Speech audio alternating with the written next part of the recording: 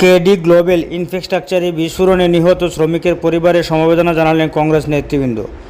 গতকাল উদারবন্দের পানগ্রাম প্রথম খণ্ডে অবস্থিত কেডি গ্লোবাল ইনফ্রাস্ট্রাকচার ইন্ডাস্ট্রিতে সংঘটিত ভয়াবহ বিস্ফোরণে 4 জন শ্রমিক নিহত হয়েছেন।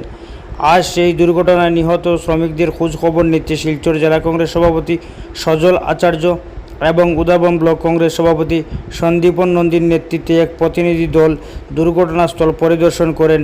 প্রতিনিধি দলটি নিহত শ্রমিকদের পরিবারের সঙ্গে দেখা করে গভীর সমবেদনা জ্ঞাপন করেন। আমরা আপনার পাশে আছি, কারণ আমরা সরকারের কাছে ডিমান্ড রাখলাম যে সরকারে অন্তত পক্ষে 2 কোটি টাকার ব্যবস্থা করে দিত। হ্যাঁ, বাড়ি মানুষ নেই, দুঃখজনক ব্যাপার।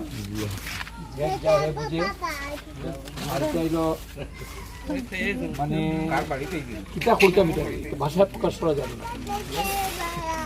এটা মৃত্যু না, এটা মৃত্যু বলেই আমরা মানিয়ে নিতাম। একটা মানুষের যেরকম মৃত্যু হয়েছে আমরা মানিয়ে